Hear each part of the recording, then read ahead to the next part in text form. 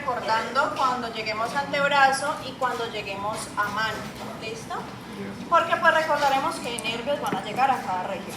Pero ahora pues necesitamos ver su conformación general para que hoy que tengan la práctica puedan empezar a estudiar esta estructura. Bueno, plexo braquial. ¿Qué es un plexo, chicos?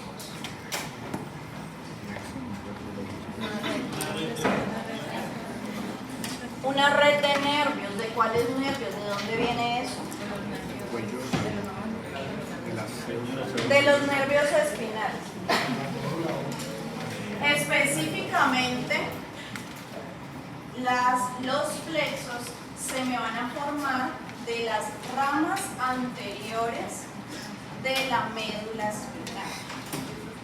¿Listo? Entonces, cuando tenemos médula completica, ella va a tener unas ramas que van hacia anterior y unas que van hacia posterior. Hacia posterior me va a generar nervios espinales que dan origen a los dermatomas.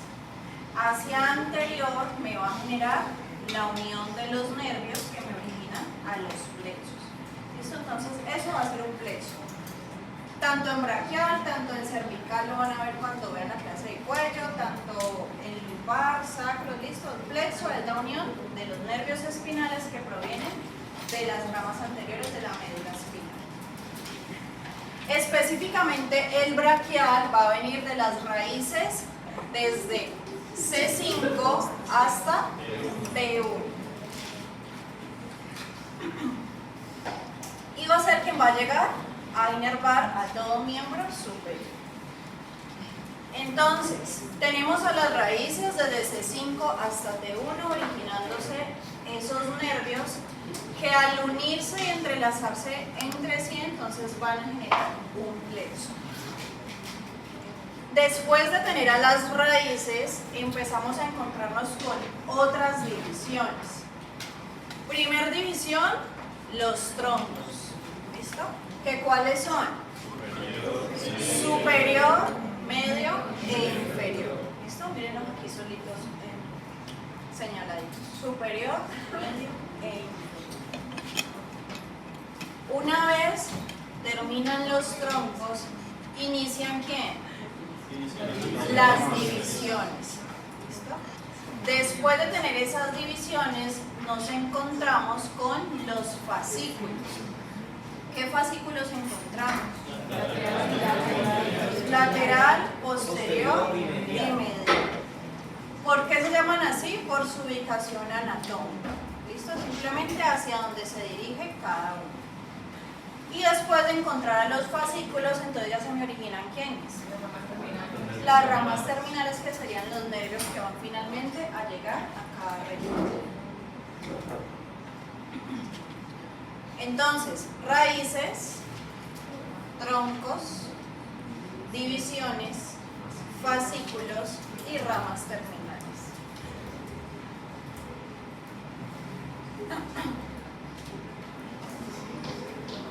Entonces, para ir viendo cada nerviecito, ¿sí? Porque cada una de estas ramas va a llegar a una región, a una estructura, a darle inervación.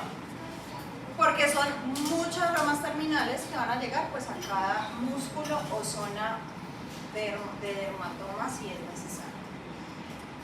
Entonces, primera inervación que vamos a ver, la que encontramos a nivel axilar. ¿Qué nervios se me empiezan a dividir en la región axilar? Pongámoslo aquí un poquito más grande. Dorsal de la escápula. No.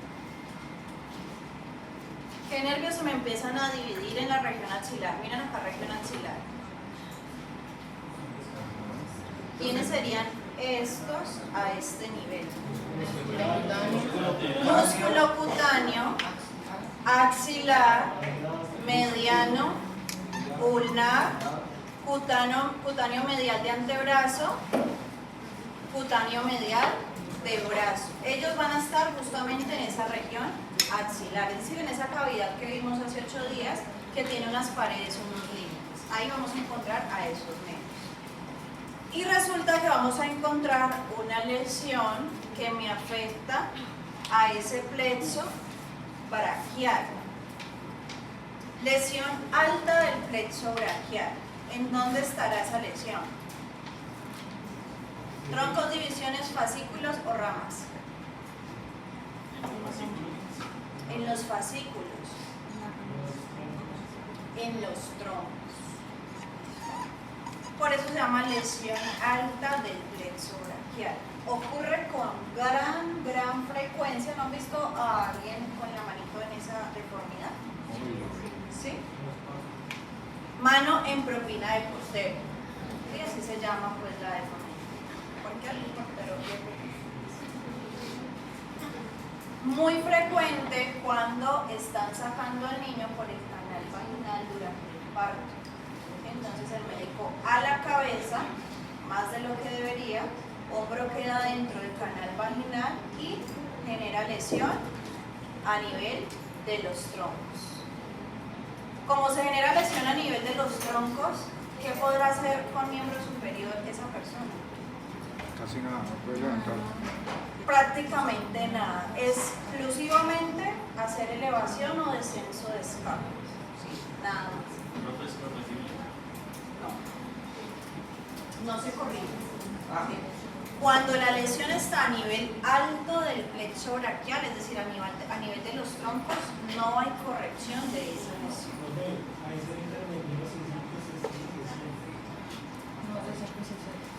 Todos, prácticamente todos, claro, porque está a nivel de los troncos. ¿Y quién me forma los troncos?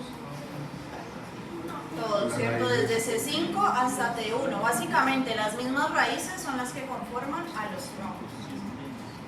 Pero eso, profe, es que siempre, luego de que el bebé sale, tiene que sacar un hombro primero y el otro con cuidado. Pues a ver, tanto de que sea tan así estrictamente, yo saco un hombro primero y el otro lo voy a mirar con cuidado, pues es difícil, ¿sí? Porque es un proceso, primero, donde hay tensión por parte de la madre. Segundo, donde la madre puede estar o no haciendo un buen trabajo de parto, es decir, un buen impulso.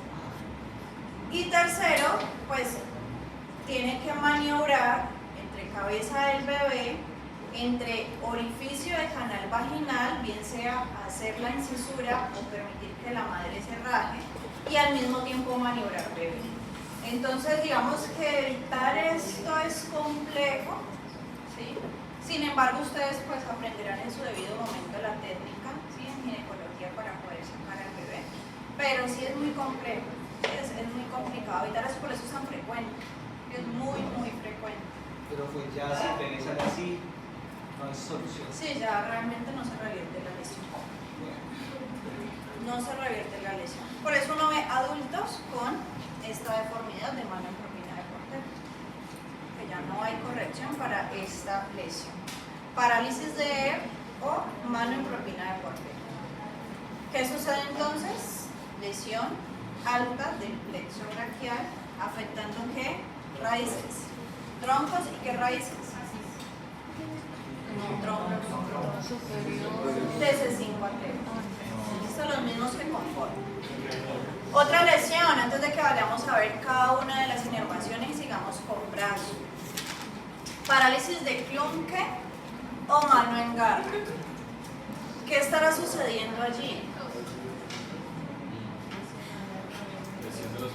Ahí sí, lesión a nivel de los fascículos, ¿sí? Es una lesión baja de ese plexo braquial, es decir, justamente aquí a nivel de los fascículos se genera una lesión y ocasiona la manito en garra. Ahí está. ¿Corregible? No. No es corregible al 100%, no. Por medio de terapia se puede volver funcional esa deformidad.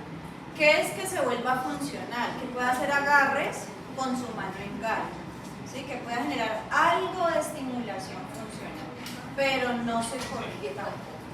Pero es que digamos, las lesiones en nervios es muy difícil recuperar, ¿cierto? O sea, sí, y a nivel de plexo realmente no hay forma. Como tenemos nervios entrelazados, entonces realmente no hay forma de que se recupere. Más fáciles de recuperar ya el nervio en la periferia. ¿Sí? Por ejemplo, cuando hay afección de nervio mediano, de nervio ulnar, ahí sí posiblemente hay más posibilidad de recuperarse.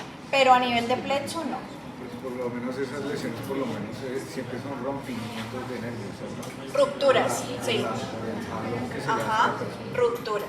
digamos en el bebé cuando Sí. rompe el nervio y ya no hay como Exactamente, hay rupturas, pero cuando está el nervio ya en la periferia, a veces no son rupturas completas, sino que son laceraciones o presiones que hay sobre el nervio. En esos casos puede haber regeneración. En estos no. Una lesión a nivel de la testícula, pero si hablamos de raíces y Todas, claro. ¿Quién me está formando los fascículos?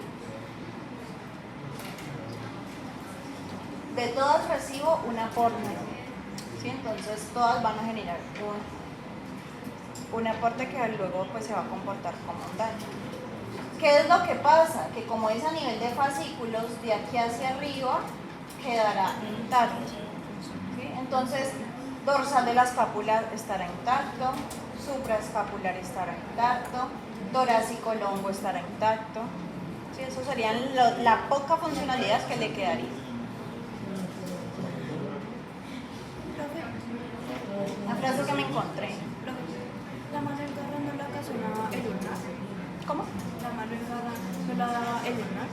Hay una mano en garra ulnar. Esta es mano en garra total. Hay una mano en garra ulnar que ya vamos a ver hoy. En esa condición no puede hacer puede extender la mano. No puede hacer extensión. Porque no habría inervación de nervio radial y axilar.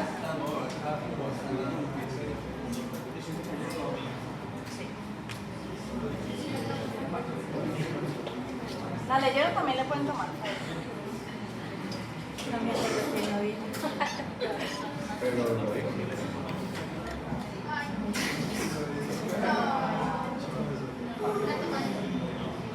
¿No la toman?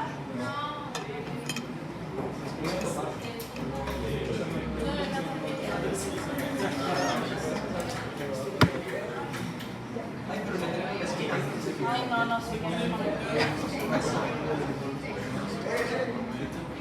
Ya. Creo que así como aprendan anatomía, aprendan a hacer seres.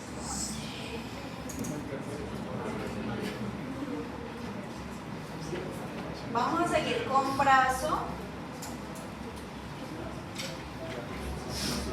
Músculos de brazo y ahí vamos viendo la inervación de cada uno. ¿Listo? Para que no nos quedemos en plexo porque no podemos avanzar.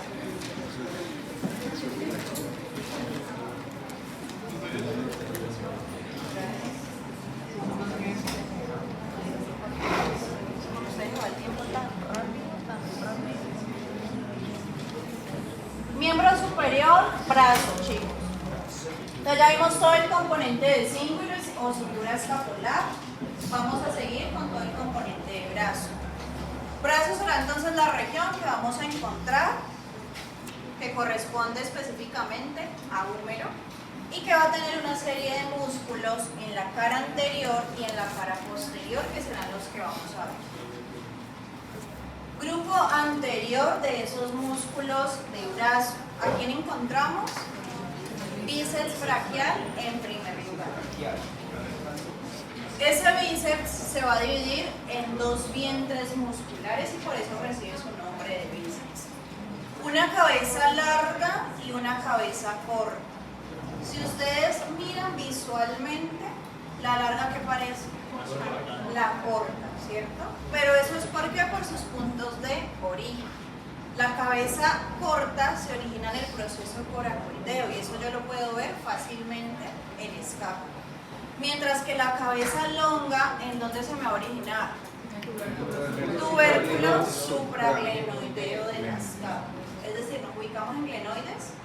Por encima de esa cavidad glenoidea está el tubérculo, ahí se me origina el tendón de la cabeza larga del bíceps.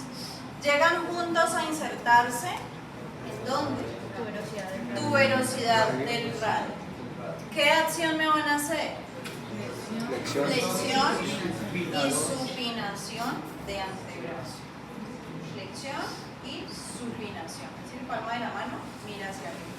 En supinación, palma mira hacia arriba. En pronación, palma mira hacia abajo. Y resulta que este musculito es altamente afectado por tendinitis, específicamente en su cabeza loca. ¿Por qué? Porque él bien se origina en ese tubérculo supraglenoideo, pero debe de pasar ¿por dónde? Por el surco intertubercular y seguir su recorrido ¿por dónde? ¿Cómo se llama el caminito que sigue después del surco intertubercular? Corredera bicipital. Los labios serían los laterales de esa corredera. Pues corredera bicipital. Eso es como si tuviéramos una cuerda pasando por una polea. La fricción que genera ese tendón al realizar el movimiento de flexión y de supinación es lo que genera que se inflame y pues genere tendinitis del bíceps braquial, cabeza loca. Es decir, que si un paciente les llega con dolor al realizar flexión de codo, muy posiblemente podrá tener tendinitis del bíceps braquial. Profe, esas tendinitis, por ejemplo, ¿cómo se pueden tratar además de la fisioterapia? Desinflamatorios, infiltraciones. Entonces usualmente mandan desinflamatorios, a veces tomados, a veces tópicos, ¿sí? Diclofenaco en gel, mandan mucho, o inyecciones, o desinflamatorios orales, naproxeno, ibuprofeno. Y en ese caso es mejor tener inmóvil la extremidad o... Inmóvil no, prevenir los movimientos que puedan incrementar la fricción. Entonces, por ejemplo, ¿qué movimiento habría que prevenir en esa persona? La flexión. Flexión usualmente por encima de los 90 grados. ¿Sí? Hasta los 90 grados posiblemente va a llegar bien, flexión de hombro, ¿no? Porque va a generar irritación de esa estructura. Okay. Entonces, más de 90 grados va a generar una fricción de esa polea. Flexión de codo, ¿listo? Que también va a generar que esa fuerza vaya por ese tendón también, incremente, que se mueva esa polea. Entonces, que incremente también la inflamación. Pero no inmóvil, ¿sí? El movimiento se recupera con movimiento.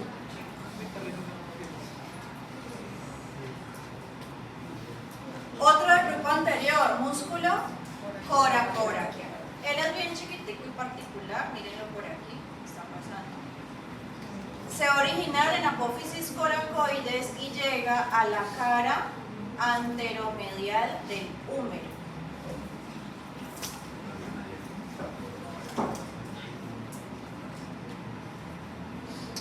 Músculo braquial.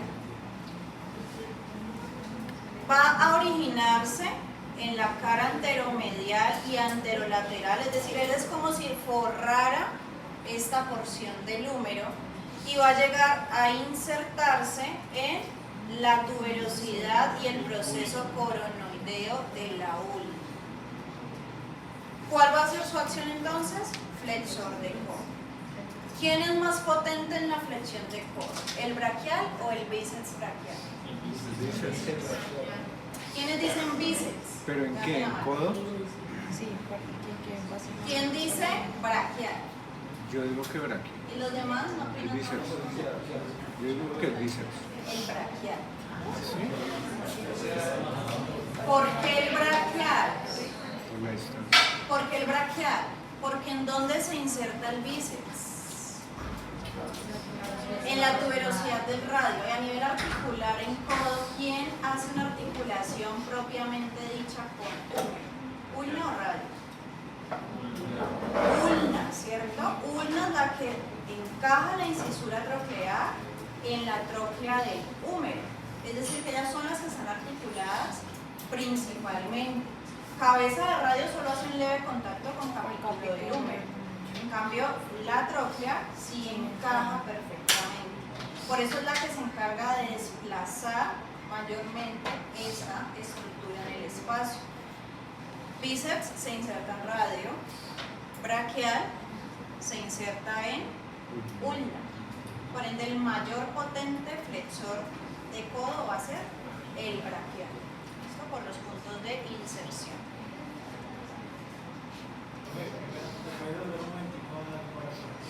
Sí. Aquí hay un error, chicos. No es, Flexor de brazo y aductor de brazo. ¿Listo? Coracobraquial va a ser flexor de brazo y aductor de brazo.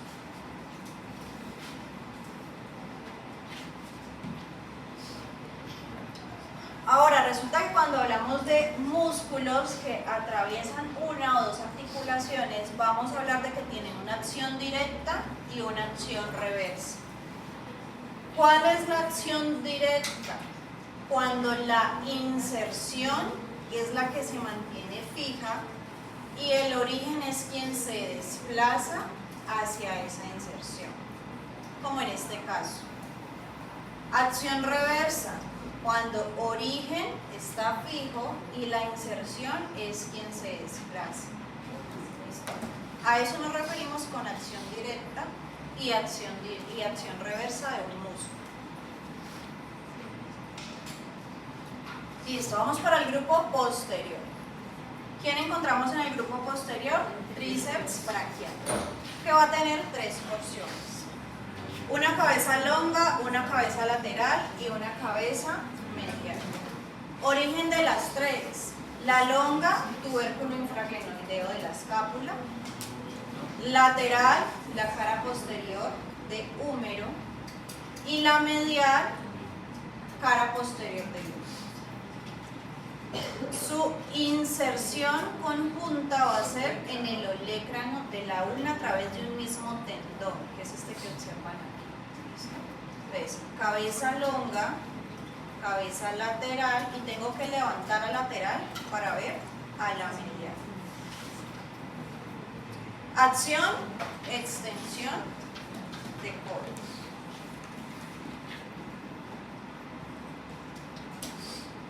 Ahora, resulta que esos grupos musculares, en conjunto los de cintura escapular con los de la región posterior de brazo, me van a generar unos espacios entre los músculos. Importantes esos espacios para ustedes porque por ahí van a pasar estructuras vasculares y nerviosas importantes. ¿Qué espacios se van a formar?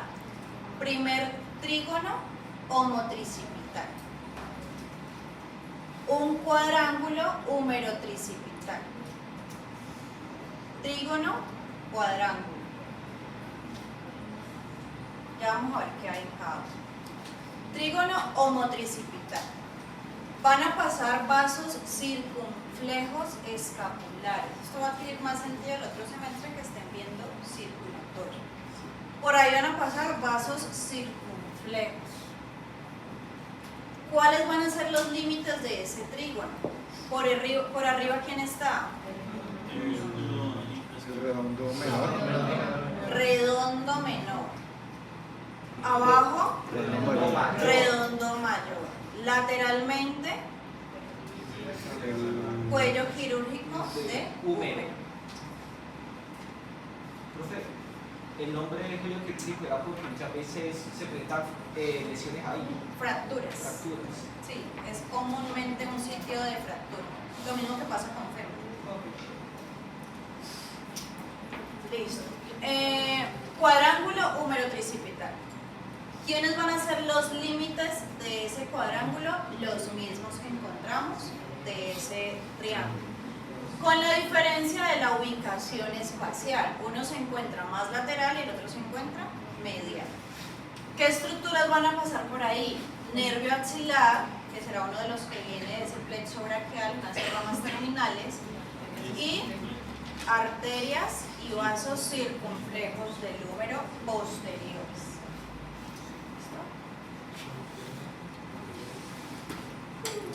Encontramos aquí además una hendidura. Entonces, si ustedes observan, son dos espacios por encima del terete mayor y un espacio por debajo de ese terete mayor. En esa hendidura van a pasar nervio radial y vasos braquiales profundos. Eso es decir, que arteria braquial va a pasar por esa hendidura. Y aquí los encuentran gráficamente. Es un poquito más fácil de entenderlos y estudiarlos aquí. Listos, como ya empezamos con brazo, vamos a ir mencionando esa inervación de brazo. Nervio músculo cutáneo se origina a través de ¿qué fascículo? Del lateral. ¿Y de qué troncos? Superior y medio.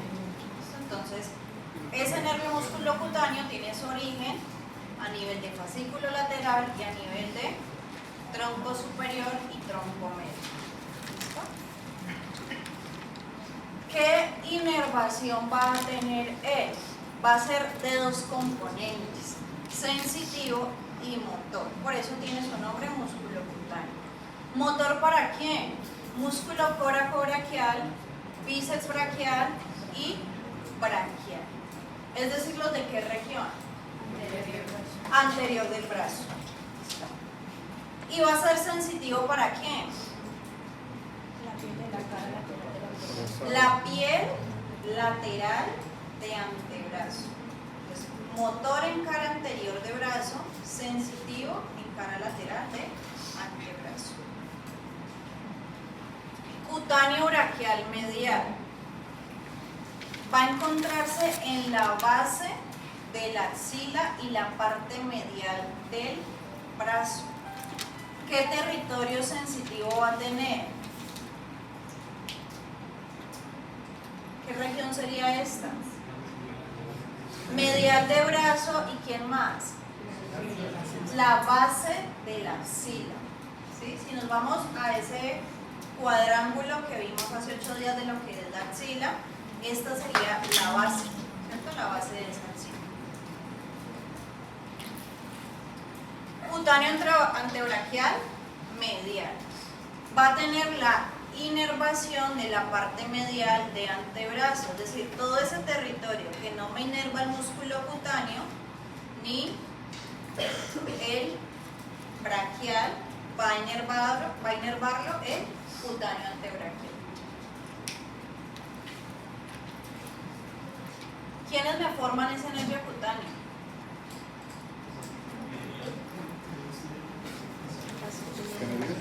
Fascículo medio,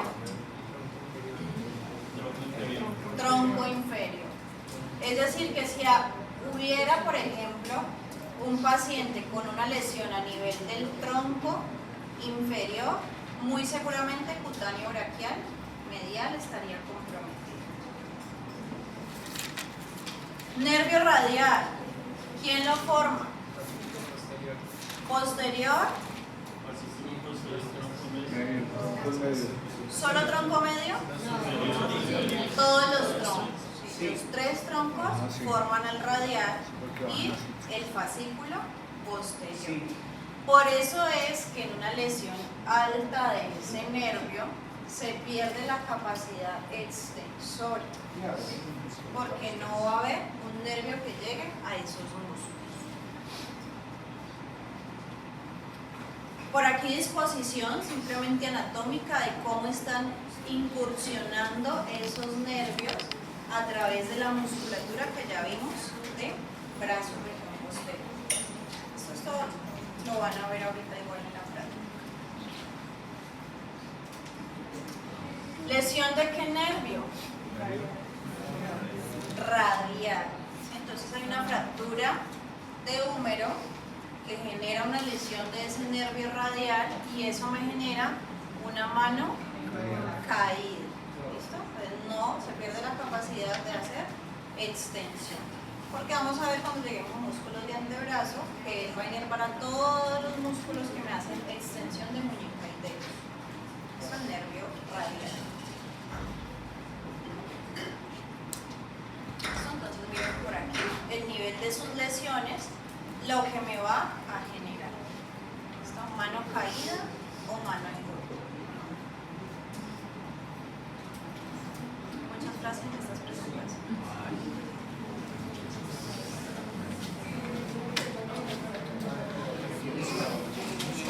¿Dudas hasta ahí, chicos? ¿No? Vamos con antebrazo.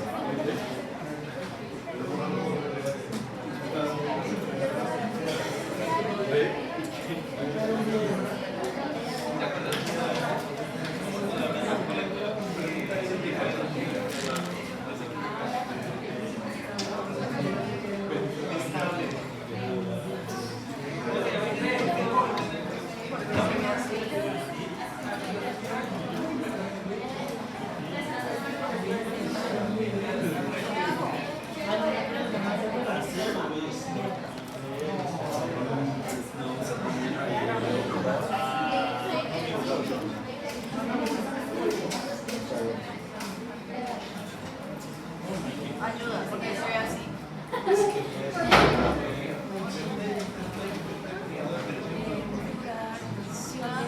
Eso es la aceleración de la tecnología.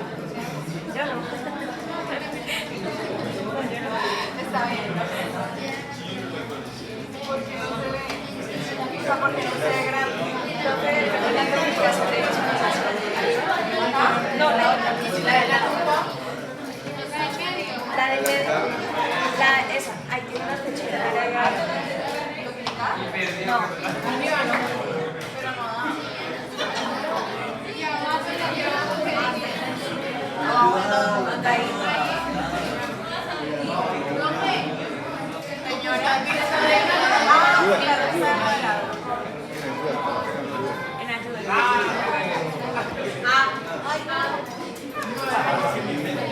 Ay, Dios, Gabriela.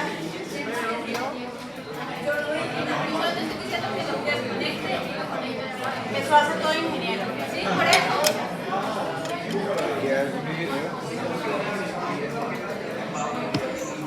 Yo no creo que ningún ingeniero se quiera meter a medicina.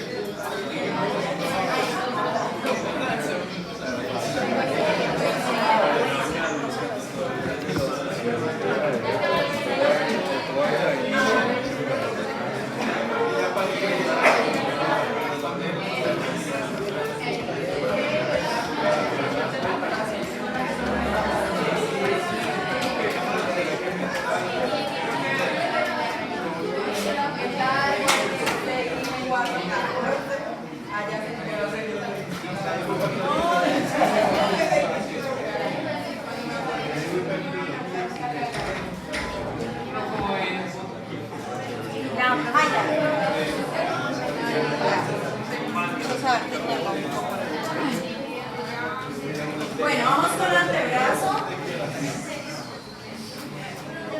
Procuremos que nos rinda para ver si alcanzamos a ver todo mano en huesos y pasar a músculos de antebrazo. Entonces, antebrazo va a estar conformado por dos huesos, radio y ulna, que van a estar articulados ¿con quién? Con el húmero para formarme la articulación del codo. Primer hueso que me encuentro, radio, lateral o medial. Lateral. Pues radio, ellos están los dos paralelos, pero radio será lateral y ulna será medial.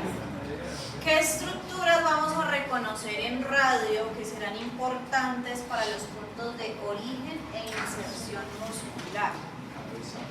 Cabeza, ¿sí? Importante porque se articula con el capítulo del húmero.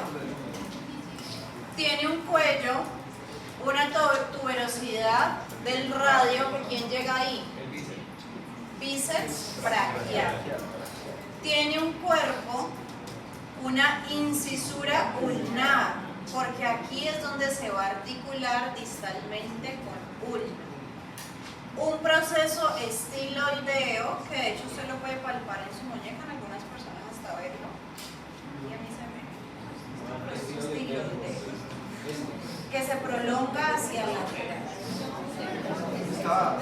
Tiene una cara articular carpiana. ¿Por qué? Porque el radio será el único que se articula directamente con la primera fila del carpo. ¿Listo? A nivel de la ulna no tenemos una articulación que choque directamente, que dé una relación directamente entre ulna y carpo. No, solamente la hay entre radio y carpo. Cuando hacemos desviaciones, sí hay un tope óseo de esa primera fila del carpo con la ulna, pero no están articulados. Ulna. Entonces será medial, se me va a articular con la tróclea del húmero, va a tener un cuerpo, dos extremos, en uno de sus extremos encontramos la incisura trocleada, el apófisis coronoides, el olecrano, en el otro extremo encontramos a la cabeza y a un proceso estiloideo también, que también es palpable, eso es más palpable y visible, ese es el que encuentro a nivel lateral. Proceso estiloideo de la ulna. Porque hay un proceso estiloideo del radio. Es nombre y apellido. ¿Cómo? Chicos. Sí. Apófisis estiloides de la ulna. O la apófisis estiloides del radio. Es que hay dos. Apófisis estiloides. Una del radio y una de la ulna. Puede que encuentres que la del radio no tenga apellido, sino diga del radio. Ajá, no dice del radio, pero es la misma. Sí, es la misma. Apófisis de estiloides, una es del radio y la otra es de la ulna, que son ambas prominentes.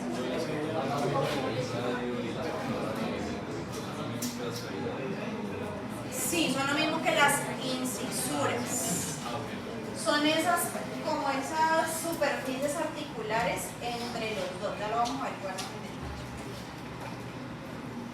Entonces la ulna, hacen la analogía con una llave inglesa, ¿sí? Digamos que para aquellos que les cuesta todavía diferenciar entre radio y ulna, esta es el mayor diferencial. ¿Sí? Ahí donde caerá. Ahorita yo lo hago. Esta es la forma de diferenciar entre radio y ulna.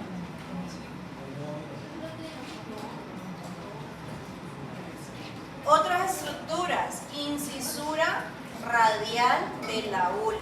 Entonces ya vimos que ahorita el radio tenía una incisura ulnar, ¿cierto? Esta va a tener una radial. ¿Por qué? Porque estas van a ser las carillas articulares entre ulna y radio. Como ellos son huesos que están paralelos, unidos entre sí, generan esas carillas articulares.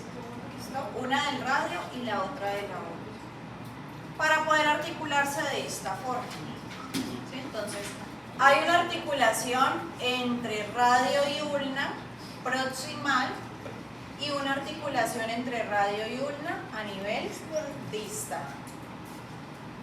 Pero van a estar todo el tiempo paralelos, unidos por una membrana interósea, que es esta estructura que observan aquí. Eso hace que esta articulación sea de tipo fibrosa, es decir, que se mueve o no se mueve. No se mueve. Sin desmosis, fibrosa. Esta articulación fibrosa. ¿Quién es el que se mueve cuando hacemos pronosupinación? El radio, pero a nivel de capítulo del húmero.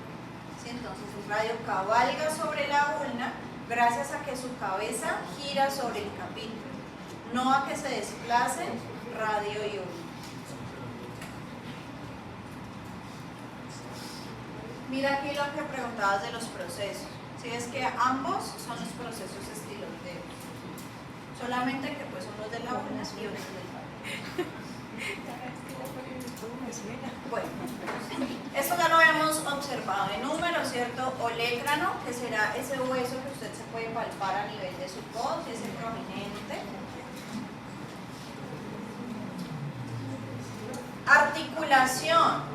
Entonces, a nivel de la ulna, encontramos que se articula con la tróclea. A nivel del radio se articula con capítulo y entre ellas dos una superficie articular que es la radio ulnar próxima. Y por ahí no se encuentra el músculo procapitorio. Ajá.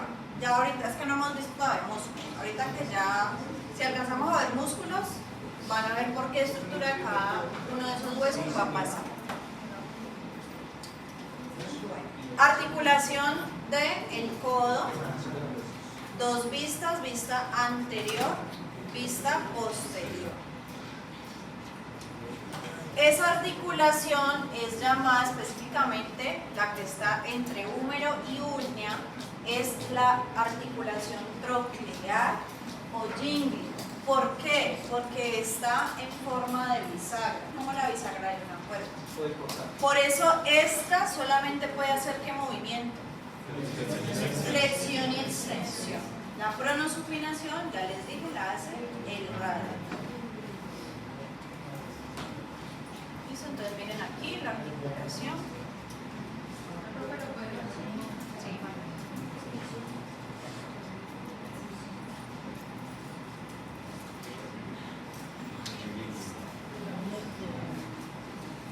Articulación húmero-radial, al contrario, es de tipo esferoidea. ¿Por qué? Porque la superficie del capítulo es redonda y la cabeza del radio es circular.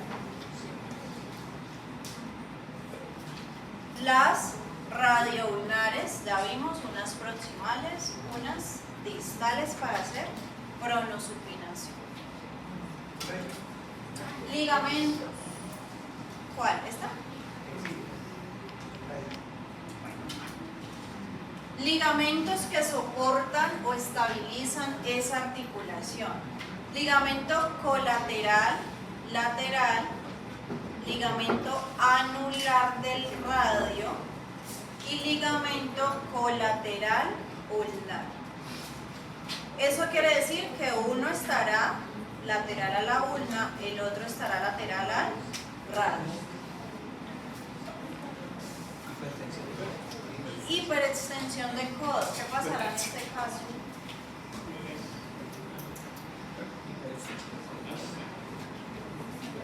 ¿Qué sucederá en ese caso? Entonces, Hay una supinación por el Bueno, usted le llega un paciente hacia el consultorio y ¿qué piensa? Necesito un médico. Ah, bueno. Aparte de pensar que necesita un médico, Hay un exceso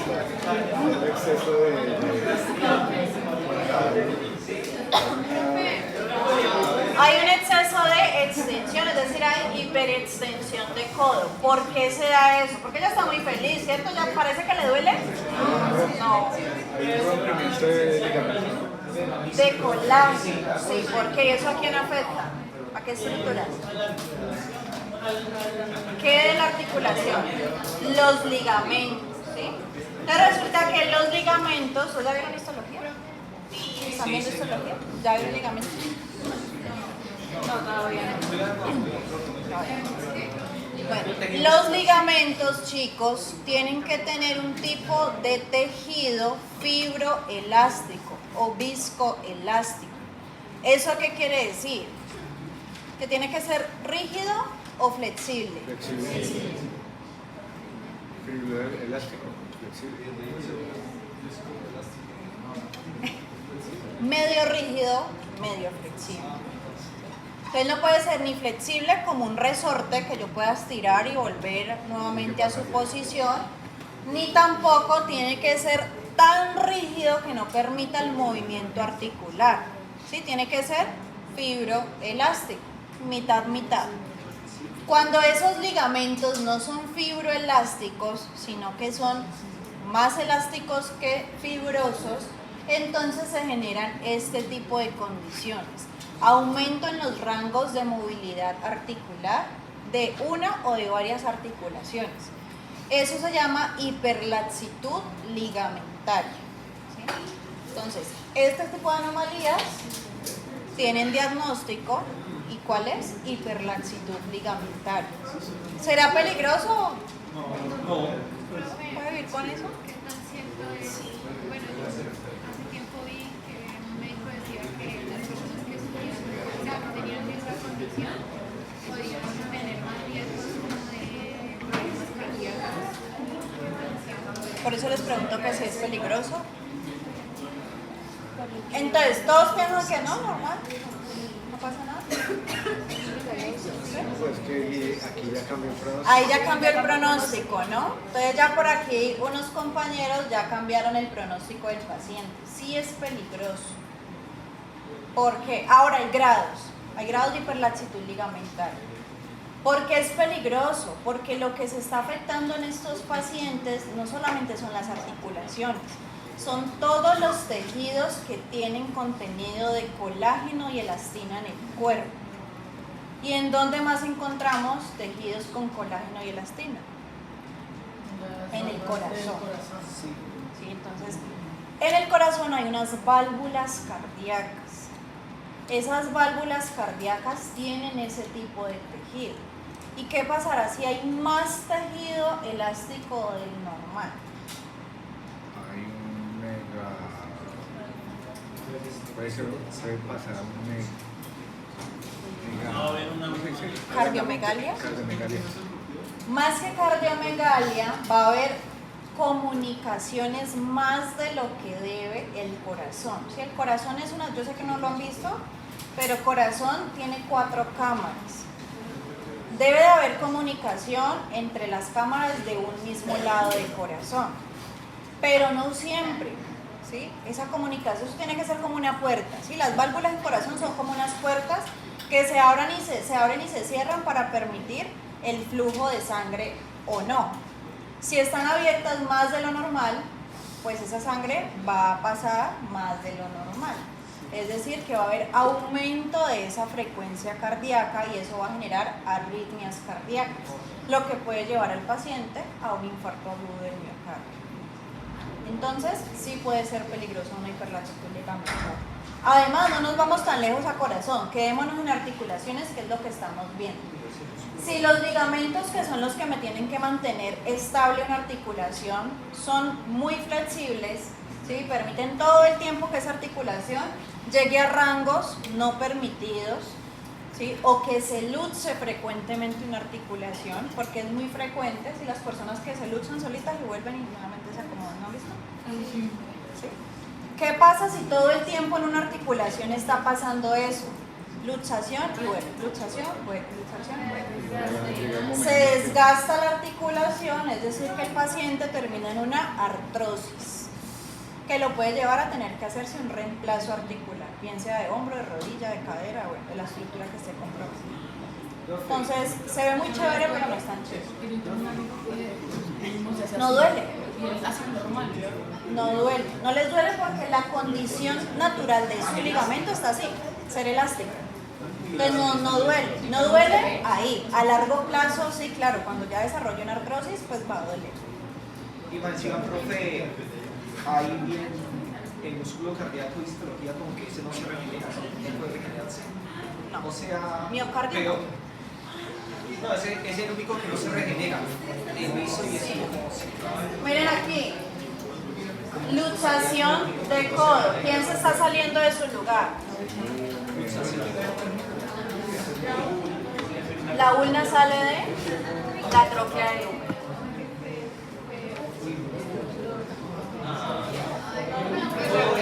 Codo de estudiante. ¿Alguno tiene codo de estudiante aquí?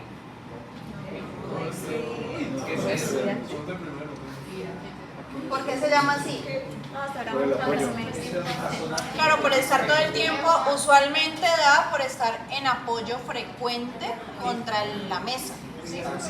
le da mucho a los estudiantes y a las secretarias. ¿Qué se inflama? Una bursa que hay protegiendo al olecrano.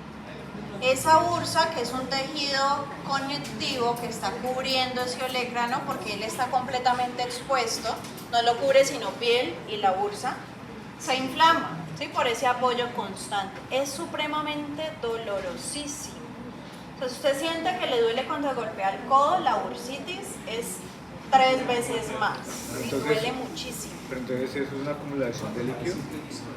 De tejido inflamatorio, sí, de líquido inflamatorio, pero es por el apoyo, por trauma. Sí, no es que solita se acumule ahí el líquido, no, sino el trauma repetitivo de estar todo el tiempo en contacto con la mesa. No, pues ¿cuánto tiempo debe uno apoyarlo para que le dé eso?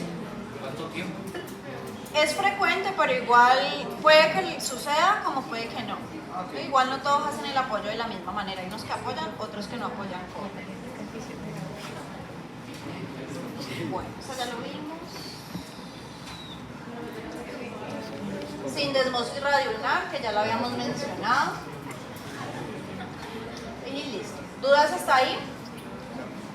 Bueno, vamos para el componente óseo de mano. Ah, bueno, esto es sencillo.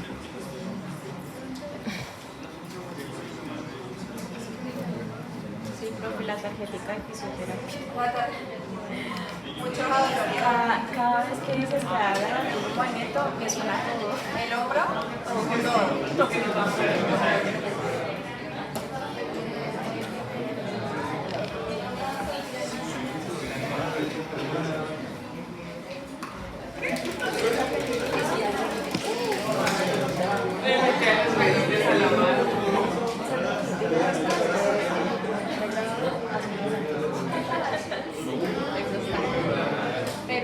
Pero siempre es un dolor que empieza a rabia.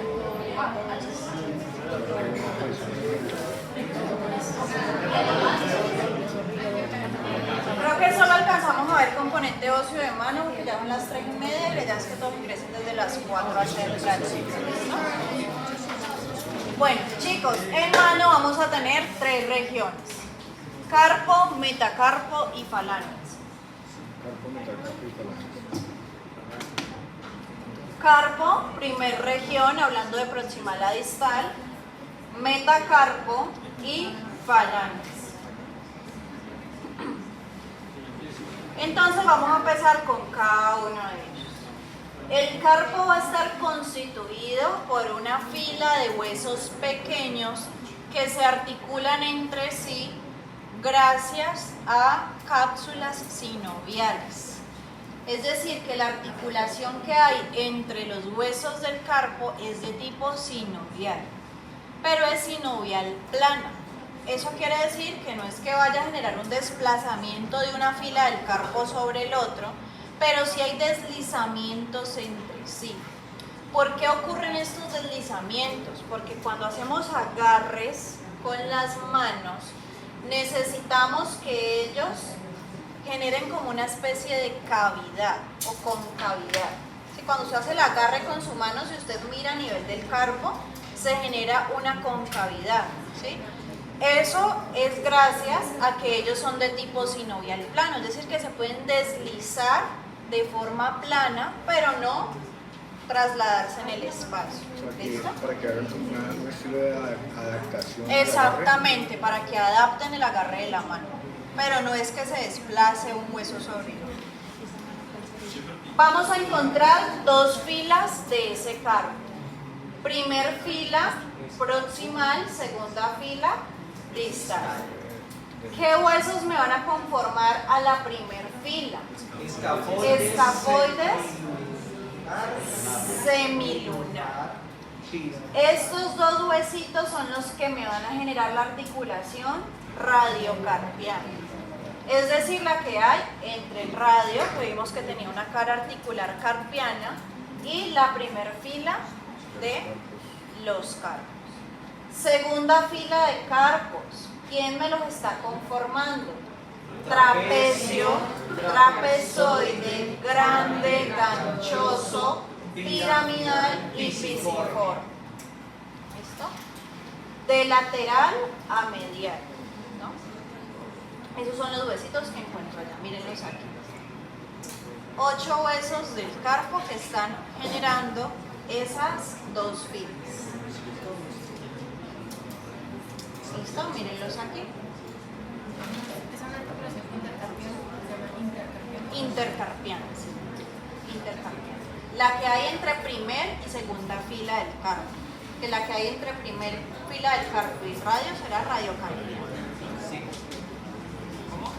Bueno, ahorita vamos a encontrar a los metacarpos. Los metacarpos serán huesos largos que encontramos en la palma de la mano. Entonces, incluso ellos son palpables. Si usted toca profundamente su mano, va a sentir los huesos largos del carpo. En algunas personas más que en otras, pero se pueden alcanzar a percibir. Es decir, ellos van a estar ubicados aquí en la palma de la mano. Más que todo en parte positiva. Ellos se van a enumerar de lateral a medial del 1 al 5. Es decir, que aquí encontraremos a metacarpiano 1, 2, 3, 4 y 5. ¿Listo? Estructuras que van a tener esos huesos del metacarpo. Tienen una base que se articula ¿con quién? ¿Qué fila? Con la segunda o la fila distal del carpo. Tienen un cuerpo y tienen una cabeza. Cabeza que se articula ¿con quién? Con las falanges proximales. ¿Listo? De los dedos. ¿Cómo se puede afectar esa articulación o esa estructura? Fractura de escafoides, primer fila del carpo, es decir, que me altera ¿qué articulación? La radiocarpiana, ¿cierto? Y también se me puede afectar la intercarpiana, ¿sí? Porque ese sería quien se articula ¿con quién? Trapecio, trapezoide y grande. Esto con ese se articula el escafoides. Muy frecuente en deportistas. Sí, esta fractura es muy frecuente. Fractura de metacarpos. Entonces, exceso de furia genera este tipo de fracturas. Son muy frecuentes, chicos. Y ahorita, últimamente con los niveles de tolerancia que tiene el ser humano. Entonces, entonces el falso, o sea, en su tiempo yo me creí ese hecho justamente es que generar microfracturas hacía que los huesos creciesen más fuerte. A ver, Esa microfractura. respecto a eso hay algo que es un fenómeno que lo utilizan a favor en deportes como el boxeo. Porque Generar microfracturas por dos razones. Una, porque se va a generar, después de una fractura se genera su regeneración, que es a través del callo óseo. Ese callo óseo va a aumentar el grosor de los huesos. Además de aumentar el grosor de los huesos, genera hiposensibilidad. ¿Sí? Entonces, las manos de los boxeadores usualmente son poco sensibles. Ellos casi no perciben el dolor en las manos. Eso es un fenómeno que utilizan sí a favor en el boxeo. Microfracturas. A propósito, ¿sí? O sea, las hacen a propósito. De hecho, en algunos hace parte de su entrenamiento generar esas microfracturas previo a una competencia. Pero de ahí a que sea sano, pues hay un abismo de diferencia, ¿sí? No es sano. Que les sirve a ellos para su disciplina deportiva, pues sí, les sirve, ¿sí? Porque sienten menos en las manos y tienen los huesos más gruesos. Yo sé que yo he tenido pacientes que son boxeadores y a una edad muy corta le empiezan a dar Artrosis. Claro, entonces ahí va. Entonces no es sano porque ¿qué va a generar eso a largo plazo? Pues que se desgaste la articulación, que la densidad ósea disminuya y por ende termine en artrosis. Y la artrosis deforma las manos. Entonces usualmente cuando uno ve a un boxeador veterano, tiene las manos deformes. Tiene las manos deformes. Y los movimientos se pierden, claro, porque es que ¿quién permite que la mano se mueva? Las articulaciones. Y si las articulaciones están deformadas o con artrosis, pues el movimiento va a estar completamente limitado. Entonces, eso realmente no es Entonces el músculo, una práctica el sana. músculo extensor ahí se afecta. Todos los músculos de mano, flexores, extensores.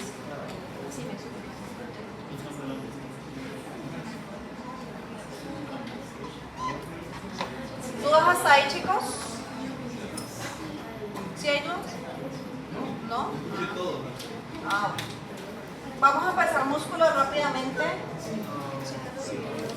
Ah, bueno, espérenme que me faltaron las falanges. Proximal de distal. Falanges, muy fácil igual. Sí. Dedo 1 solamente tiene falange proximal y distal.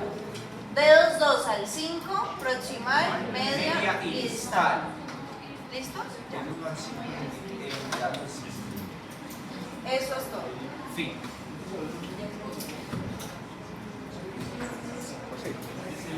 Señor.